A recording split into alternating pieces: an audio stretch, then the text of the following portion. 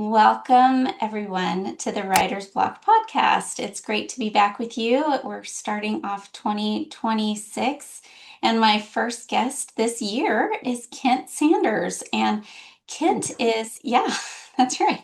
He's a ghostwriter and an entrepreneur, an author, co-author of dozens of books, including The Artist's Showcase, 18 Words to Live By, The Faith of Elvis, written with Billy Stanley, Elvis's brother. Wow, that's a cool one. And he's also the host of the Profitable Writer podcast and the founder of the Profitable Writer community, I think. Is that correct? Yes, you got it. And he helps writers increase their impact and income. So, welcome, Kent, to the Writer's Block. Well, thank you. Thank you so much. I appreciate you guys having me on. Excited to Yeah, talk about ghostwriting and books and writing and whatever else comes up. So thanks for the yeah. opportunity to come and chat with you guys. Super excited. Well, we are too. And this is the first time we've had a ghostwriting conversation. So I'm Ooh, really fun. looking forward to hearing from you and from your experience. But before we dive into that, I'd love to hear a little bit more about you, where you got your start in writing, the fun things like where you live and family and that kind of thing. So share with us what you want to tell us. Sure. Well, I'll give you the Cliff Notes version here because just like anybody, my story has a lot of twists and turns and weird bumps in the road, lots of mistakes, and most days I come to work. So I have an office outside the home, which is I'm in that office right now. Most days I step into this office and I go, surely at some point people are going to figure out I don't really know what I'm doing and they're going to make me go get a real job somewhere. So I honestly feel like I'm really blessed and fortunate to be able to be a full-time writer. I'm still kind of shocked that this works most days. And that's not like a sense of false humility. It's just I really feel fortunate to be able to do this for a living. It's a lot of fun. And one of the cool things I get to do is be on cool podcasts. So that's a lot of fun. Yeah, that's So awesome for us too. I'll give you kind of the quick version of the story if I can. So I've always wanted to be a writer, but I didn't really, for many, many years, I didn't have a container for that writing, even as a kid. One of my core memories from actually being a kid is that my junior high English teacher encouraged me to write. And I specifically, and I know this sounds weird, it's been decades ago, but I specifically remember one day in class because I loved writing assignments and she was one of my favorite teachers ever. And one day in class, she said, I want you to dedicate your first book to me. And as a kid, I was probably what, 10 or 11 at the time or something, maybe 12. That landed really powerfully for me. And I thought about that over the years, but it really wasn't until my late 30s until I started getting serious about writing. So at the time, I was a college professor. I had actually been a music pastor before that, of all things. But all those experiences led me to where I am today. But I was a college professor for a long time, and the school where I was teaching, this would have been about 10 years ago. We were having a lot of struggles with enrollment and admissions, and I could see that I needed to really come up with a plan B. And so I started doing client work like podcast show notes and articles and things like that. And the more that I did that, the more I thought, hey, this is kind of cool. I can write for income and actually have a little side hustle doing this. And that gradually built over the years until in 2019, I decided I really wanted to go full time in my business. And I started pivoting to ghostwriting because those were higher income projects. They were higher leverage. There was all kinds of reasons I wanted to focus on ghostwriting books. And I had also written a few books of my own at that point. And so I decided to make the leap into full-time business and quit my teaching job a couple of years later. And over the last few years, my business has grown a lot, sometimes to my surprise and sometimes in spite of me, to be honest with you. But it's been a really, really fun journey. And what I do today is a couple things. I write books for business leaders primarily who want to grow their business with a great book. But then I also run a membership community called The Profitable Writer. And I host a podcast called The Profitable Writer. And those sides of my business are focused on helping writers earn more income because I think if writers can be more profitable and more successful, then that's good for everybody. I think writers Absolutely. definitely should get paid for their work and get paid well for it. But I like to help writers really grow their mindset around that because a lot of creative types struggle with business and money and those kinds of themes. So I love helping writers and I love serving business leaders through writing. So that's the short scoop on me, I guess. Yeah. Well, thank you for that. when I'm curious, when you left the teaching world, were you teaching in the English realm, or were you in business and kind of the writing and the business collided, or what led to the interest in the writing for clients? That's a really good question. So I guess I could answer with something that sounds like it was really intentional or that it was a planned out thing, but really it was just pure desperation. We Mm. had, I worked at a small Christian college. And so, you take sort of college professors who don't usually make that much, then you reduce that down to like a Christian college. Then it's like a ministry-based Christian college. It's like, you're sort of barely scraping by for many, many years. Anybody listening who's been in that kind of a job can probably relate to the income struggles of just being a teacher. And I just got really, really tired of that sort of existence. And so it wasn't some big creative impulse that led me down that direction. It was just, hey, I need to make some money. What do I actually have to offer to the world? Writing was my main marketable skill, but I wasn't teaching English or writing. I was actually teaching ministry and theology courses. I ran our music program at our school for about 10 years and felt sort of burned out doing that for a long time. And it was really just a need to help support my family that led to that, to be honest with you. Yeah, no, I appreciate that. And it's honest and real. And I love how, I mean, I think all of those experiences can lend towards, that melding of all of your skills that probably Absolutely. comes into play in your Yep. ghostwriting for sure. Well, let's Yeah. talk about ghostwriting because that's really a fascinating topic. How did you get into that? And you mentioned it's a more lucrative line of writing work. So I'm sure maybe getting that first client to trust you, believe in you, and pay you to write their book might be kind Hmm. of a hill to climb. Oh, it was. I still remember really vividly, and this has been, a number of years ago, but I remember when that very first ghostwriting client signed the contract. And I was sitting in my home office looking at it on my phone. She had sent the email back with the signed contract, and I thought, oh my gosh. And, in retrospect, it was actually on the really low end of ghostwriting, what she was actually paying me. But at the time, that was life-changing money. I mean, any extra money was life-changing to us at the time, really. And I thought, what she had paid me was almost half of what I made in a whole year as a college professor. And I thought, I think my life is about to change. I Wow. felt like I had won the lottery. But it wasn't just a money thing, and I don't want to frame it like that. It was just the sense of having control over my life and the sense of somebody entrusting me with their story. And I've always taken that really, really seriously. And I think if somebody wants to become a ghostwriter, you have to accept the responsibility that people are entrusting you with their most precious thing, which is their story or their ideas. And I think that's a really, really huge responsibility. And I feel very honored to be able to do that for people. So, but yeah, I I absolutely remember that moment, and it was really, really cool to experience that. And to show my wife, my phone, like, see, I do actually do something tangible with this. I'm not just sitting and, playing Tetris all day or something. That's right. Yeah. Yeah. And probably the weight of, wow, now I need to go write this book for someone, Yes. right? Right. Adds Yeah. to the pressure. Before I was doing this kind of work, I was doing copywriting work. And so I Oh, know fun. a little bit about, you know, speaking in another's voice. And Yeah. I don't think it's an easy thing to do. I think it takes a lot of research and practice, but let me back up first. Let's define ghostwriting. How do you define ghostwriting? And then I want to ask the next question is like, how do you get into somebody else's head and Sure. write in someone else's voice? So could you do that for us, define it, and then kind of explain how you write for someone else? Yeah, of course. So I think there's two different ways of looking at ghostwriting. One thing that I would say is that everybody uses ghostwriters.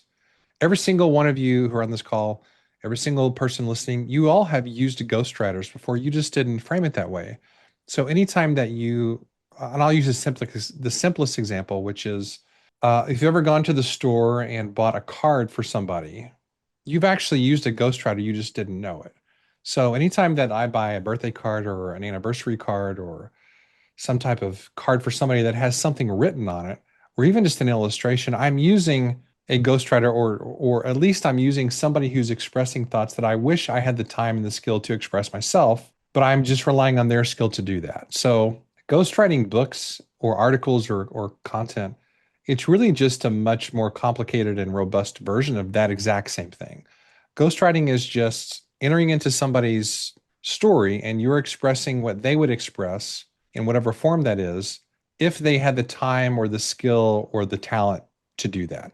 That's literally all that it is. I focus on ghostwriting books for the most part, but ghostwriting happens every time you have a business leader or a CEO where they have an administrative assistant or some executive draft a letter on their behalf. When I was teaching at the college, our development people would oftentimes write letters on behalf of the president. That's ghostwriting right there in action. So ghostwriting happens all the time in every organization. We just don't frame it that way. Hopefully all that makes sense. I've actually never explained it that way before, but that seems to make sense to me. I No, hope I it think makes that's a sense as great I'm way to sort of describe it. Yeah, I explaining. hadn't really thought of it that way either. So that's great. Yeah, there's nothing magical or mystical about it. It's just entering into somebody else's story and trying to speak like them and trying to figure out what their goals are and crafting a book or some other material that meets that goal. That's really all that it is. Now, in terms of voice and making sure that content or a book represents that person's authentic voice, there's a couple of things to that. One is that on the front end, I really try to pay attention to how somebody communicates. So I listen for, do they have particular words and phrases that they use? Do they speak in long or short sentences? Are they more punchy and energetic, or are they more academic and sort of long and drawn out? And I would never want to replicate somebody being long and drawn out in a book, but you do want it to be authentic to that person's voice within the constraints of what's going to keep the reader interested, of course. So I pay attention to all those things. But on the back end, I always work together with the client to make sure that the book says things in a way that they want to say it. For example, in my email inbox right now, I've got a couple chapters from a client whose book I'm working on right now. And her comments on the first couple chapters of her book were basically, you really captured my story and my voice. I love it. It's really, really great. But I did make some tweaks just to make it sound a little bit more like me. And that's perfect because I can only get the ball about 90% of the way down the field. Whoever I'm working with, they have to get in there and make some edits and make tweaks, which is exactly how it is supposed to be because you want it to sound like you exactly. So it's really just a process of back and forth, revisions and editing and all that kind of good stuff. So it's definitely a process. Yeah, I would imagine it is in a lot of, maybe meetings in person or online or things of that nature. Is that how you work with a client? How does that process play out? Because I know some of your work seems biographical in nature and some of it seems more like trade oriented. So, Yes. when you're writing somebody's story, what does that process look like for you? So once we have, and we can talk more about how the whole process works end to end if you want, but in essence, once we have a book outline and we know exactly what we're creating, then somehow I have to get the content and the stories from the client. And that can happen in different ways. Most of the time it happens through calls just like this. We're on Zoom. I'll block out an hour typically, and I will have questions that I will have sent them. Really much like it's almost like doing a podcast interview in many ways. It's actually not that different, honestly. Where I will say, "Hey, Kay, here's what we're going to talk about today. Here's chapter 4. We're going to talk about these 5 to 6 topics or themes that are going to go in this chapter." And most of the time, the client intends to prepare for those calls. Most of the time, they don't actually prepare, which is okay because they're busy. They've hired a ghostwriter because they're too busy to write their own book. So I don't expect them to actually prepare. Most of the time they don't, which is totally fine. But then we do a call. I record it, of course, and they give me their thoughts, stories, whatever they want to share about that particular question. And then I take that, I run it through transcripts, and then I build the chapter around that. So that's the way it works most of the time. However, occasionally I do come across clients who are really busy and they travel a lot. And with those situations, I will ask them to do, I just call it sort of like a brain dump, where I will send them questions and they will just record themselves doing, many times it's just iPhone voice notes. They'll text those to me and I'll use that as material. I do have a client in the healthcare space right now that we just started their book. In fact, I just got off the call with the book agents literally right before this call about the project. And he's really, really super busy. And so probably I'm going to have to fly to his location next month and we'll do like a 2-day session where we just pound out raw material for the book. And I use that as Mhm. the basis for the book. So essentially, my job is to adapt to how the client likes to work. No matter what kind of publishing pathway they're using, my job is to make everybody else's job easier. It's not just to produce words or produce a Word document. My job is to really be a support emotionally, business wise, the publishing. So it's much more than just being a writer. It's really I look at ghostwriting as a almost like a high level consultant type of thing where the product that I'm producing is writing, but there's a lot of things that happen around that as well. Yeah, I can imagine. I bet that's really true. Well, this audience is very interested in kind of the publishing process, and we Sure. talk a lot about, finding agents and writing book proposals and that kind of thing. So Kathy asked this in the chat, and I'm curious too about that for you as well. Are you going through that book proposal process, or are you just being hired by somebody who maybe already has a book deal and you're coming in as the ghostwriter? I'm just not sure how that all works. That's a really good question. It can work all kinds of different ways. Every project is a little bit different. The way it usually works, I would say I'm going to just say 80 to 85% of the time. I'm just making up that stat off the top of my head, but it feels like it's accurate and so I'm going to roll with it. So the way that it works most of the time is that my clients are self-publishing. Either they are doing it themselves or really more often than not, they are working with some kind of assisted self-publishing provider, or many times they're working with a hybrid publisher, which is kind of, that's in that middle ground between self-publishing and traditional publishing.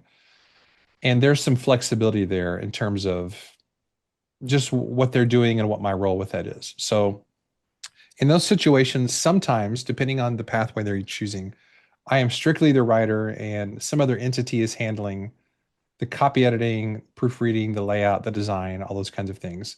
Occasionally, very, very occasionally, I will provide that for somebody only in like a super extenuating circumstance. I don't actually like being the project manager. I prefer to be the writer. But there have been a couple times where I have done that for clients just because it's a super unique situation. If it's a traditional project, traditionally published project, sometimes I create a book proposal, which is actually a separate thing that I do as a service. Then the agents will pitch that to publishers. Once they find a publisher, then I'll do the book, and that's a whole separate agreement with the author. Because the book proposal is such a robust thing in and of itself that that is kind of like a months long deal just on its own. So Um, do you ghostwrite book proposals for writers that they then go and write? Or when you're writing a book proposal, are you considering that you'll be the writer of that proposal, Usually, of I'm the that book? writer of those. Okay. I know there are some writers who will take somebody else's proposal and craft a book around it, and that's completely legitimate. And there are some people who only do proposals, but they don't want to write the book, and that's totally great too. It just seems to make sense to me that if you're the one doing the proposal, you've already done half the work of the book, really, by figuring out the positioning and the framing and the marketing aspects and the outline and the sample chapter. So why not just do the book? But in the wild west of publishing, things can happen all kinds of different ways. So Yeah. Yeah. And I'm sure a lot of that kind of depends on your connections too. it does. People who know you and know the work that you do. It does. And that's why I think it's so important to just be a high trust person where I want people, whenever they work with me, to feel like there's no other option except working with me because I've established trust. I'm reliable. I'm no drama. I'm super easy to work with. I produce really good quality material. So I don't want people to go anywhere else. But it takes a lot of work to be able to work up to that point. And you also have to be, I mean, I probably shouldn't say this on a podcast, but if you're going to be a writer if you're going to play in this kind of a sandbox, you really have to be a highly emotionally regulated person, meaning that you can't have like this eccentric creative type of personality that is very emotional all the time or unreliable or you're late to calls or you don't answer emails.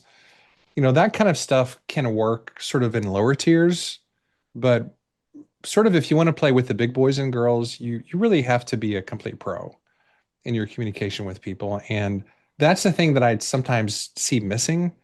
with writers. And I mean, I love writers with all my heart. I am a writer, but this is a pattern that I see a lot. And I think I just want to encourage any writers listening, if you really want to sort of level up in this thing that you're doing, just, you can do it, but it does require, just truly showing up as a pro in everything that you do.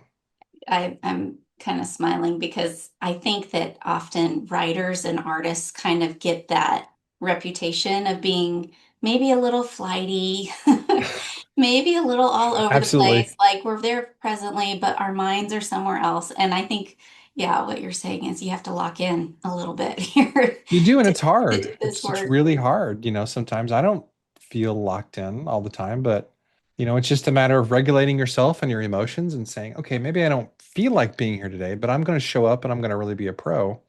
Because I guarantee you the person that's hiring ghostwriters, they're showing up and they're regulated and they've got their stuff together and or at least they appear like they do. Right. Yeah. Well, All of us have our off days. speaking of being emotionally regulated, I would think one of the challenges with what the work that you do might be is putting blood, sweat, and tears into a project and then being behind the scenes for whatever the results may be. It Is is. that, can you talk us through what that feels like? I mean, if a book hits it big, you have to remain quiet and ghost-like, right? So, I mean, that might be a little challenging for some people. It is. I mean, that's what you sign up for as a ghostwriter. To some degree, you sign up for anonymity. I mean, that's literally what the job is. Now, I say that, but in practice, people talk, and I'm not saying violate NDAs, but I think the if you know what you're looking for, you can very easily identify ghostwriters of most books that have had a ghostwriter. All you have to do is look at the acknowledgments of any book that's written by anyone famous, and you can spot the ghostwriter pretty quick because most of the time they're named. They're not usually called the ghostwriter. Sometimes they're called an editor, not to be confused with different types of editors, but many times what you will see, and sorry, I'm kind of rambling about this because I just find this highly interesting. Many times in really successful books, the celebrity or the author will name somebody in a way that you're not really sure what that person did. And sometimes they'll use phrases like, hey, thanks to so and so, without you, this book wouldn't exist. Or they'll say something like, thanks for bringing my ideas to life, or thanks for helping me get this book into shape. Whatever language they use, that's always code language for that was a ghostwriter. Hmm. And many times, so I have this weird little game that I play sometimes, which is let's see if Kent can find the ghostwriter. And if I'm pretty sure that that person was the ghostwriter, I actually will send them a message on LinkedIn or an email, and I'll just say, "Hey, I love this book. I thought it was great. I thought you did a fantastic job. Congrats on your success. I really loved it." And it's just a way that I try to add back a little bit of value and encouragement to the community, and they always reply back. It's Yeah. just a really, really fun I thing. bet that feels real good to have It does. somebody It does. say, yeah, hey, I see you. Yeah, I see the work that you put into this, and Yeah. there was one who wrote a book for very well-known celebrity, came out a couple years ago, and the book was just astoundingly good. Even on audio, the book was even better on audio. And so I emailed them and said, "Man, you just did an incredible job on this book," and they replied back immediately, and we're very appreciative. So I hope everybody does that. When you like a book, email the author, tell them you thought it was great. It means a lot. Yeah, I love that. I love that idea.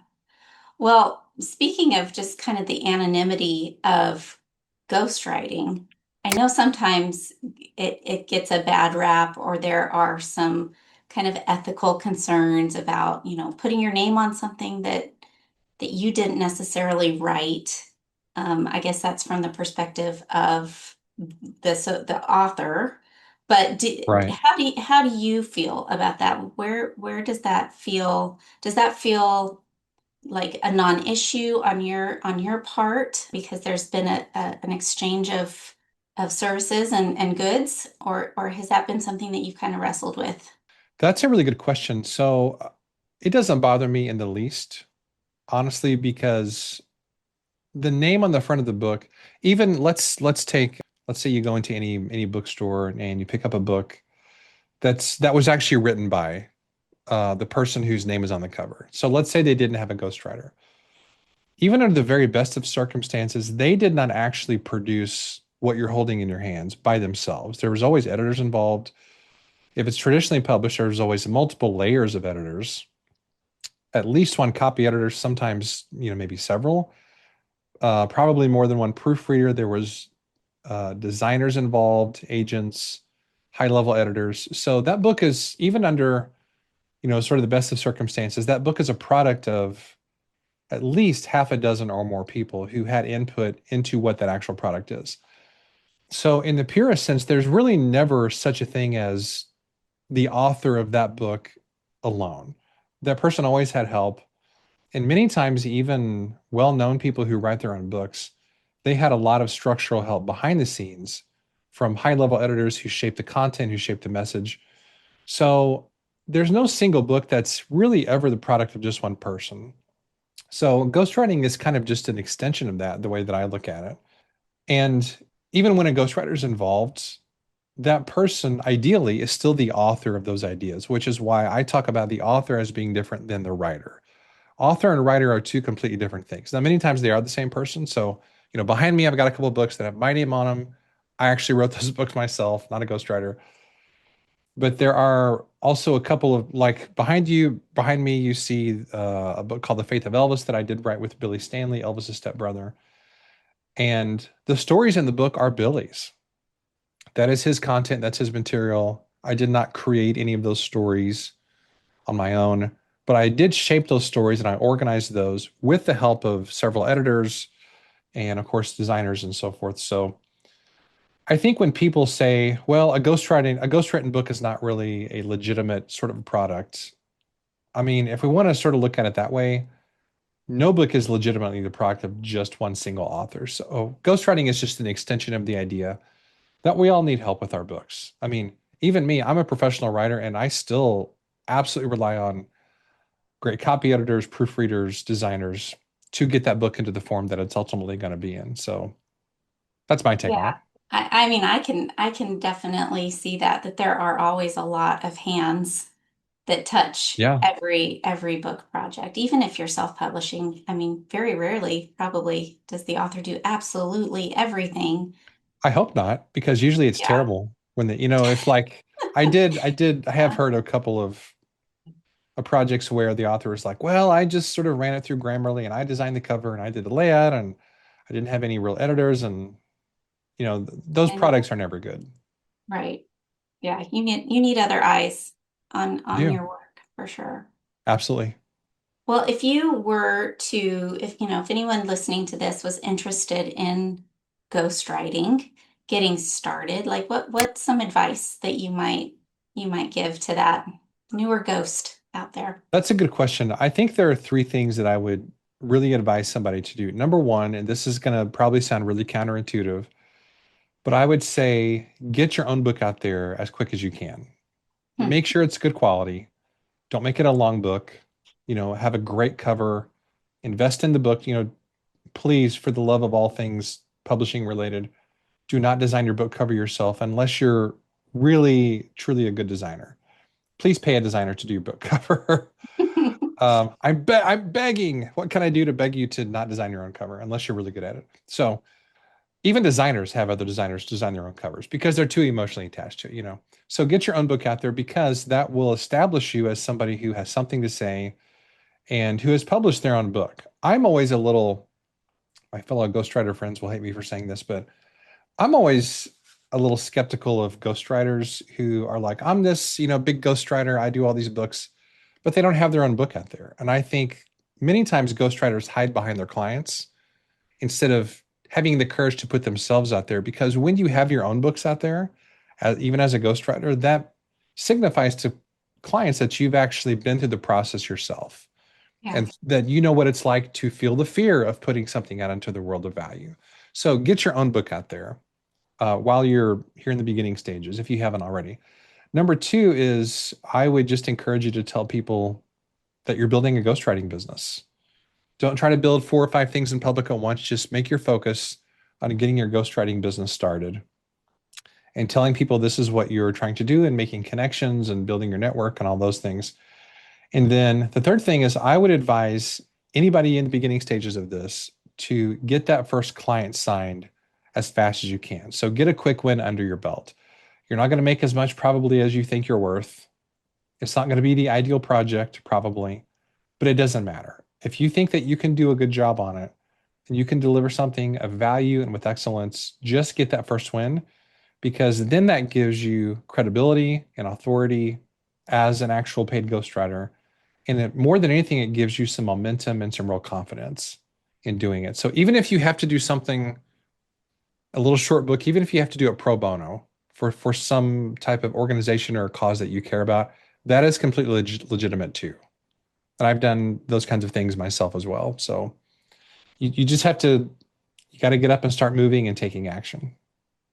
Yeah, I love your first tip of advice about doing your own book. I think is a good one because it does give you the idea and the experience to have walked through the process yourself. And then it's also a marketing material for It other is. prospective clients to see how you write. And so that kind of made me wonder, like, do you think that when people are shopping for a ghostwriter, are they looking for somebody who just has a good reputation in the community of ghostwriters, or do you think they're looking for a particular craft, like a very good storyteller? Like, I'm just not sure, like, how would one person pick you as a ghostwriter over someone else? What are they looking Wow, that's a great question. I think there's probably several factors. One is it depends on what type of book they're looking for. So if someone, so I've got one or two friends who are ghostwriters who they have a very specific niche that they have, which is they work with trauma survivors. You know, that like that's a very specific type of ghostwriting. And I've talked to a couple of prospective clients over the years who want those kind of books, and I generally refer them to my friends who specialize in that because that's not something I feel like I'm going to be able to do justice to. It's not because I don't care or because I don't have the skill set. It's just emotionally, those type of projects really weigh me down because they're very emotionally heavy. And it takes a lot of emotional energy to write for somebody. And I don't want to sort of get enmeshed in all the emotions of that type of project. But that's just me. So I think it does depend on the type of project. So if somebody wants to do a business book, I'm like, I'm your guy because I can do those all day and all night. And I love those projects and they're a lot of fun. So the type of project does make a difference. You know, has the ghostwriter done those kind of projects? I think it also depends on the vibe of the person that they're talking to. A lot of times, they're not a prospective client isn't necessarily looking for has this person done all the things or ticked all the boxes. They really want to know, does this person feel trustworthy? Are they calm? Are they going to deliver? for? Do they put my nervous system at ease? Right. Because CEOs and high level leaders, celebrities, these are people with a lot of pressure. And I have noticed over the years, and it took me a while to realize this, but when they hire a ghostwriter, they don't want somebody else that they have to manage or that they feel like they have to bring a calming emotional energy to. They want a writer who feels like a rock emotionally. I don't want to like project too emotionally onto people, but I found that to be true a lot. Even people who are very, very successful in their business life, when it comes to doing a book, oftentimes they are really insecure about it. In fact, I had a gentleman last year, he runs a $4 billion healthcare system, and he wanted to write a book. And several times during the process of doing his book, he just expressed very openly to me. He said, I'm not sure anybody's going to want to hear my story. Like, is this book really worth doing? Do I have Hmm. really anything of value to share? Which blew my mind, but it was a good reminder that we're all under the surface, we're all a little bit insecure sometimes. Yeah. Yeah, that's And good. my job as the writer is not just to produce the book, but to reassure that person that, yeah, this is not just a book that I think is important. This is a book I would actually buy and I would give away to people because I think it's so great. So I think a lot of times, you know, going back to the question of what are they looking for, it's not really just about the skill set or the projects you've done before. They want to know, can I really trust this person with my baby or with my ideas? And I think that's really important just to show up as a very calming force. I want to be the rock. I'm not Yeah. going to waver. I'm going to show up. I'm going to be calm and steady. And you can trust me with this really precious thing that you're wanting to get out to the world. Yeah, that's a really, I hadn't thought about it that way, but I'm sure that especially the high level CEOs and celebrities and when you're dealing with that genre, you probably get kind of an insider backstage You look do. at them and maybe they become a little more human. A lot of times they're a Um, mess. I yeah, mean, and I don't mean that in like a negative sense. I mean, we all have areas of our lives that are kind of a mess. And sometimes they come and they're not prepared and maybe they've had a bad day or a bad year. We've all had those probably. And I just want them to know I'm not here to judge you. I'm here to serve you and to make this process easier for you. And I yeah, don't know. I think that's important to show up with the right energy for people. yeah. Yeah, a little bit of therapy, a little bit of writing. A lot It's of therapy, all some part calls. of the job description, it sounds It like. is. That's Well, especially true when you're working with therapists who need their own therapist. I'm writing a book for a therapist that's right now, interesting. and she has a very heavy job. And my job is I'm not her therapist, of course, but there is an element to doing this work for people where you want them to, I guess sort of the hot term now is psychological safety. You want them to feel like they're psychologically safe with you. I think Yeah. that's really important. Wow, it sounds just listening to you describe the work you do. I mean, it is skill, but it's as much as like relational Absolutely. IQ is really, really heavily involved in the work that you do. So I would It is, imagine anyone who's listening to this and kind of considering it, these are good questions to ask yourself, for am sure. I the rock that can I be the rock for someone else and write their story? Like I think those are probably really helpful things to consider before diving into this work. I think so. I think so. And some Yeah, days you don't feel like you're the rock. You feel like your own inner world is in complete disarray or chaos, but I think that's what it means to be a professional.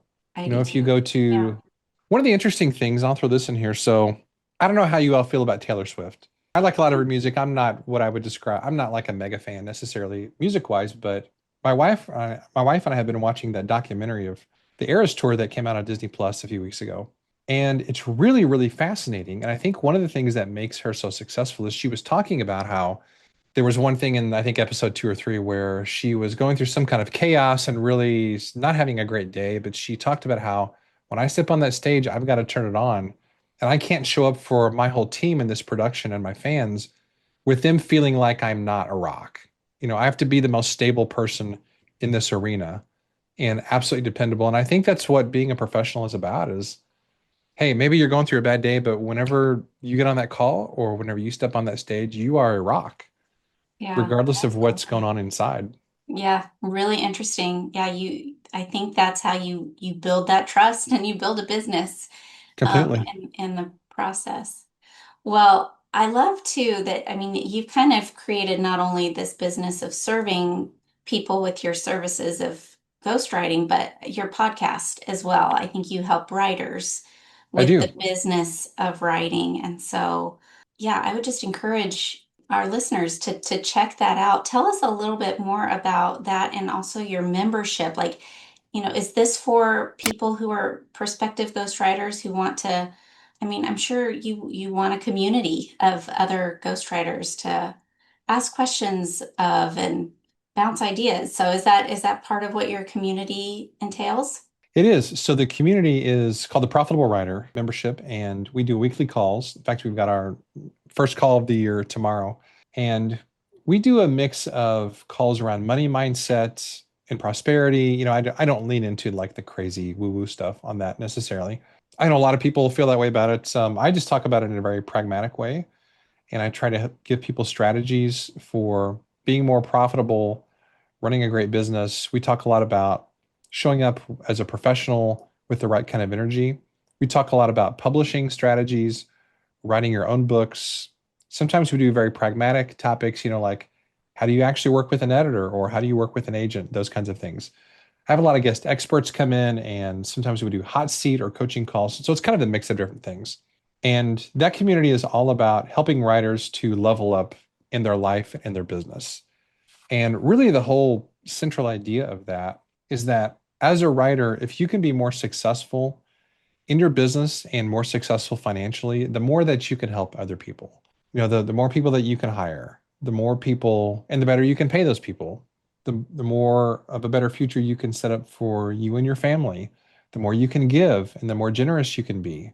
And I just think whenever we succeed more, we can help other people succeed more. I have zero interest in going out and buying, some crazy Tesla or, some massive mansion. I'm a very, very simple guy, as you can probably tell. But I do really like to help other people and to pay people and to support their business and just to add more value to the world. So to me, that's very exciting, and it's a very generosity based kind of membership, I guess, if I could put it that way.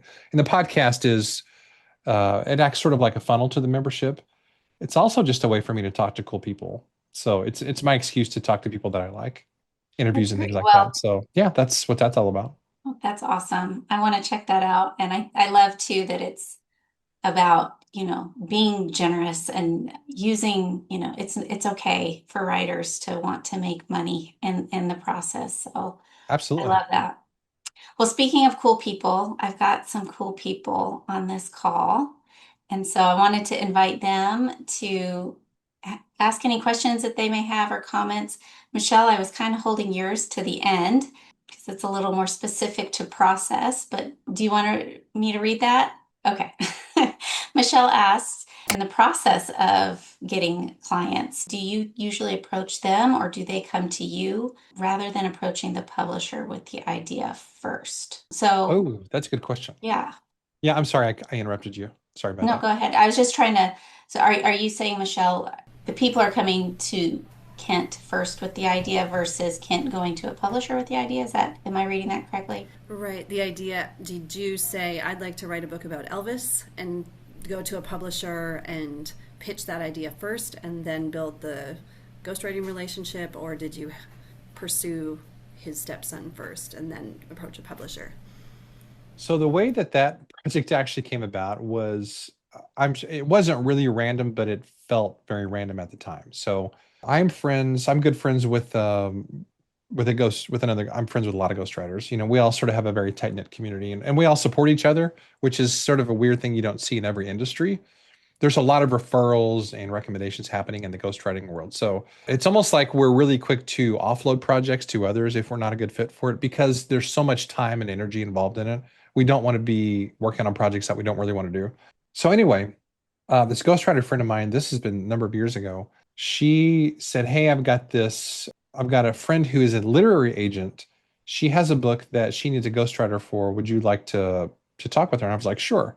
And so we chat, and we had talked for a little bit about me working on one of her clients' projects. So this was a book where the concept was fleshed out. They needed a writer so that it was going to go to a traditional publisher. Well, it ended up not working out for several different reasons.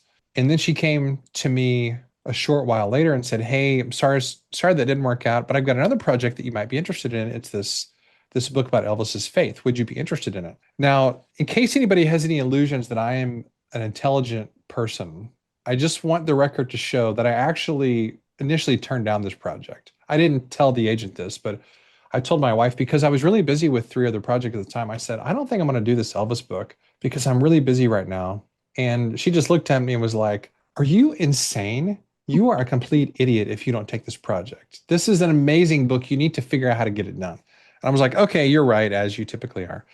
So ended up doing the project, and they had a concept that they had pitched to publisher, which was the publisher was Thomas Nelson Books, owned by HarperCollins. So the publisher had actually already bought the concept. There was a proposal that was already finished for it. And so I came in, and they had switched the writer actually for, that's a whole long story in itself, but they were looking for a writer who had to start immediately, and they had a really fast deadline. And so I was like, "Okay, I'm going to jump in. Let's do this thing." So that came about basically because of just relationships that I had with really with my ghostwriter friend, who then referred me to the agent, who then got me on that project. So that's a long answer to the question, which is for ghostwriters, it doesn't usually start with the project or the idea. It starts with there's a project in existence at some stage along the journey, and they're going to need a writer for it. And the agents and the publishers or the authors are always looking at, okay, who are the ghostwriters that we know who can handle this? So that's how that one came about. It felt random at the time, but it was just relationship based. Well, and you weren't the ghostwriter on that book. Your name is on the front, right?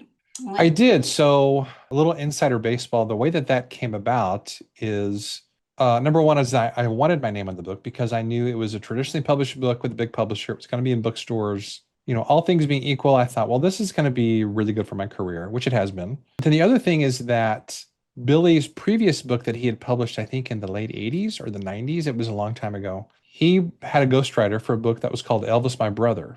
And his writer was listed on the cover too. And so I just pointed to that as sort of a precedent and said, are you okay with me being listed on it? This way I can talk about the book publicly. I can help with PR or promo or doing interviews or whatever you want to do. And they were totally cool with that. So sometimes I do negotiate in the contract to have my name on the cover if I think that it's something that would help the book, or if it's something that I just think, oh, that would be fun to have my name on it. But that's not usually the case though. So how did those get billed? Is it a Billy Stanley and Kent Sanders, or is it Billy Stanley as told to? I mean, how do they determine the wording? It's funny you asked that because I'm laughing because you would be shocked at how much negotiation there is around these little phrases that don't seem significant. But in the publishing world, they take this stuff very seriously. So we negotiated to have a with credit, which is very typical of ghostwriters who are listed. Sometimes a book does say, by so and so as told to so and so, which is the exact same thing. Or it's listed as a co-author, so it's such and such and such and such. It's just funny how in the publishing world they put a huge emphasis on and versus with. But there is meaning behind it. But all that stuff is negotiated in the language and everything. So Is that also, I hope this isn't a personal question, but does that affect pay if it's a co-author versus with? Like I would imagine a co-author might have a different weight to it, maybe in the publisher's mind. it does. It does. The publishers treat a co-author differently than they treat the ghostwriter, at least on paper. Now, functionally, that's not always true because my experience with traditional publishers is that I'll give you an example for the Elvis book. The way that worked was I was involved in all the marketing, or almost all of the marketing stuff, all the conversations about design and book structure. So I made myself really, really useful in that process. At least I tried my best to. Because my goal with that book wasn't just to be the writer in the background and say, okay, here's your Word document, go to town with the rest of the process. I wanted to be really valuable to everybody. So my goal was to make life easy for the editor who was sort of in charge of this project. So her goal is to deliver a win to the publisher and to the reader.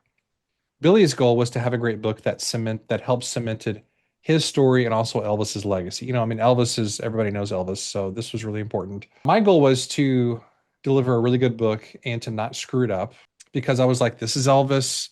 Anytime you publish a word about Elvis on the internet or in a book, Sure. there's 6 million fans who go nuts Yeah. and they want to dissect every little and parse every, this isn't correct, this is correct. So I felt a lot of pressure with it. So my goal was to not mess it up. But then the publisher wants a win by book sales. And so everybody wants different wins. So the way that I look at it is I want to deliver a win to everybody, but everybody wants something a little different. They define a win slightly differently. So as a ghostwriter, you have to sort of accept the responsibility of this whole thing as a giant puzzle. And you want to really make everybody happy, help everybody to be successful. And ultimately that's on your shoulders primarily. So if a ghostwriter doesn't like that pressure, then this probably isn't the right job for them, especially with traditional publishers. But I accept it as a really fun puzzle to figure out and a great responsibility. I think it's a blast doing all this stuff. Yeah, and I'm sure every project is so different. And It is. yeah, the pressure on an Elvis book, I can't imagine what I that did. was There like. was there was one chapter. So if anybody ever reads that book, most of the chapters are Billy telling his story, or he's recounting conversations with Elvis. It's stuff that isn't really included in other books. But there was one chapter in particular where he was talking about Elvis going to see Nixon at the White House. And it was this totally impromptu trip that Elvis did one time. He was like, I'm going to go to the White House and see Nixon and talk to him about, I forget the details of the story exactly, but it was totally unplanned. And Billy told me his version of the story, but I wanted to make sure everything that I was conveying was completely accurate. And this is like a really well documented historical thing. And so I'm doing the research and going, okay, how do I take what Billy gave me and make sure everything is historically accurate, but also make sure it's a good narrative and make sure it's engaging and goes with the whole flow. So there's like several layers of accuracy you've got to have, which is what anybody writing narrative nonfiction has to do.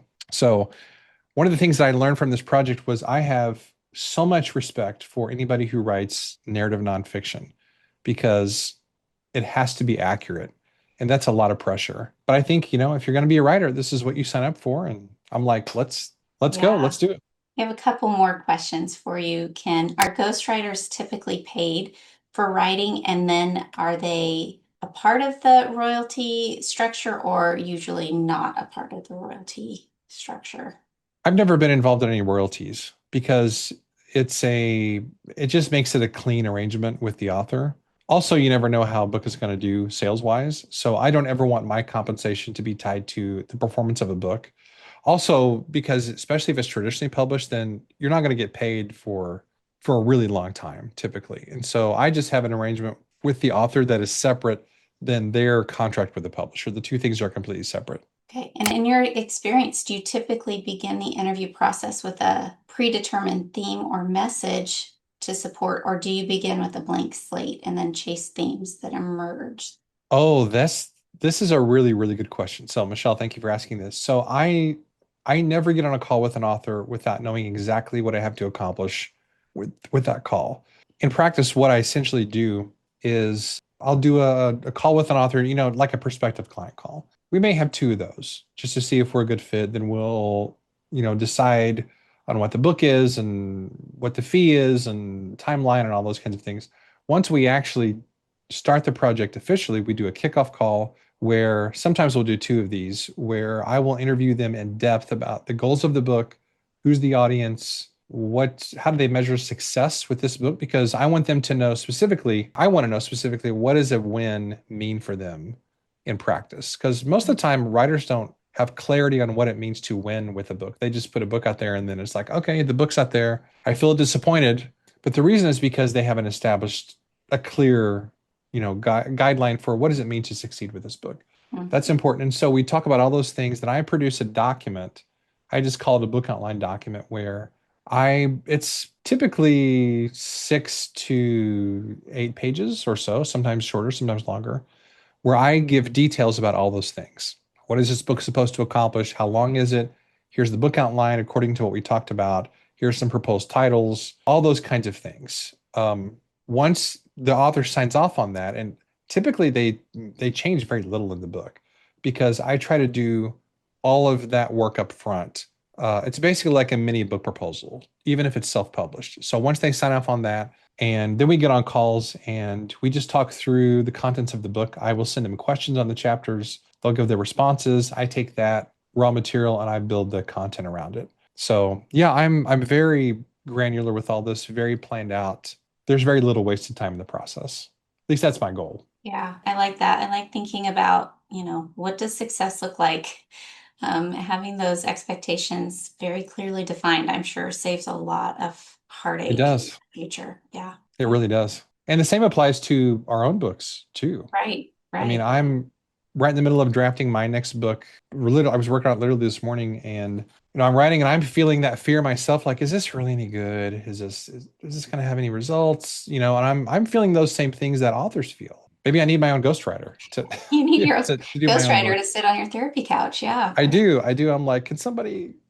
How much is it going to cost for me to just tell you my life problems right now for now? Yeah, definitely. It is an emotional process. Well, It is. Kent, tell our listeners where they can find you online. Sure. There's two places. One is my website, which is kentsanders.net. That's actually under construction. So I'm actually working on a brand new website. So what people will see there is not super robust, but it's all sort of under process. And then my profitable writer site is theprofitablewriter.com. And there's info there on the podcast and the membership and some other good stuff as well. Awesome. Well, and we'll also list your books in the show notes as well, so they can look you up. But you're also on Amazon, and I saw you there today. Kent Oh, fun. Sanders, and follow his work there as well. Well, thank you. Well, It's been a complete pleasure being on the show. I really appreciate the it's work that been you're doing, and such it's a been great. great learning experience for us. This has been our first ghostwriting conversation, so I really appreciate you Awesome. sharing with us. It's been really interesting and enlightening for sure. So thank you. Absolutely. I hope it hasn't scared anybody off.